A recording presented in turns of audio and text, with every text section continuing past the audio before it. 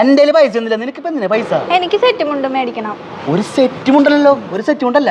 അതല്ല ഞാൻ ഈ കഴിഞ്ഞ ഓണത്തിന് വാങ്ങിച്ചെന്നേ. പിറന്നാളിന് എനിക്ക് പുതിയത് തന്നെ വേണം. അതല്ലേ 2 ദിവസം മുമ്പ് കഴിഞ്ഞത്.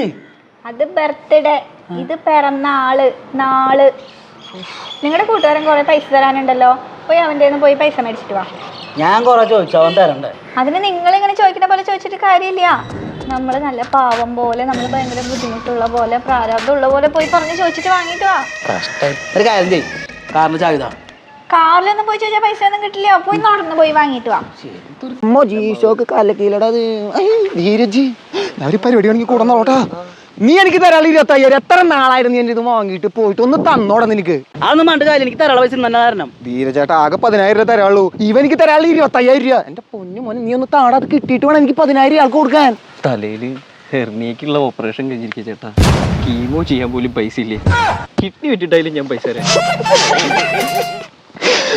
നീ എനിക്ക് തരണ്ടാ, അത്ര അത് പതിച്ചിട്ടില്ല ഞാൻ. ബുദ്ധിമുട്ടുള്ള പോലെ, പ്രാരാബ്ദമുള്ള പോലെ പോയി പറഞ്ഞ് ചോദിച്ചിട്ട് വാങ്ങിയിട്ട് വാ. അതൊന്നും വേണ്ട കാര്യം, എനിക്ക് തന്നെ പൈസ കിട്ടണം. എന്ത് ദുഷിച്ച മനസ്സാടോ. ഇതിന്റെ ഉള്ളൊരു ഹൃദയം വേണം. എന്റെ 25,000 രൂപ ഞാൻ വേണ്ടെന്ന് വെച്ചാൽ തന്നെ ഈ 10,000 രൂപ എനിക്ക് നാണില്ല. എനിക്ക് ഞാൻ ഭയങ്കര കഷ്ടപ്പാടല്ലേ ഇവനെ. ഞാൻ എപ്പോഴും കാറിലാണ്ട് നീ പുറത്തിറങ്ങാനുണ്ടോ? നീ ഇപ്പൊ നടന്നിട്ടില്ല വന്നേ. കാരണം എന്താ, പണിക്ക് വെച്ച് കാറ് പുറത്തിറക്കാൻ വരെ പൈസ ഇല്ലാന്നെ. എന്റെ ഭാര്യ ആണെങ്കിലേ കാറിലാണ്ട് പുറത്തിറങ്ങില്ലേ. ഞാനിപ്പോ ശാന്തപ്പന്റെ ഭാര്യ കൂടി നടക്കണേ. അവരുടെ 2 മുട്ടിഞ്ഞ പിള്ളേരില്ല എന്റെ തലയിലാവും. അവർക്ക് എന്റെ മുഖച്ചായുണ്ട്. എങ്ങനെയായിരുന്നു ഒഴിവാക്കി താടാ. ശരി, ഞാൻ ശാന്തപ്പന്റെ അടുത്ത് പറയാം. ഓ അതാണ്, എനിക്ക് പൈസക്ക് ആവശ്യമുണ്ടെന്ന്. താൻ തന്റെ കാറിന്റെ EMI ഒക്കെ കറക്റ്റ് ആയിട്ട് അടയ്ക്കാറുണ്ടോ? ഒരു കൊല്ലായിട്ട് കറക്റ്റാ. അങ്ങനെയാണെങ്കിൽ കിടിലൊരു പരിപാടി പറയട്ടെ. Car top loan.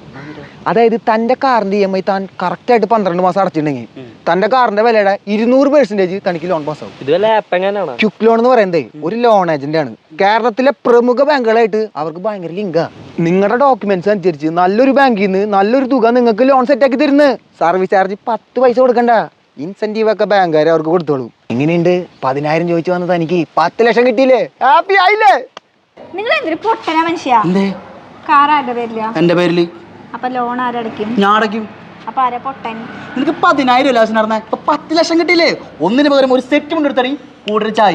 ഒരു 10 കൊല്ലത്തേക്ക് ചോദിക്കത്തിട്ടാ. പോ അടുക്കളയിൽ പോ. അച്ഛൻ പറഞ്ഞ ആളെ തന്നെ കിട്ടിയാൽ മതിയായിരുന്നു.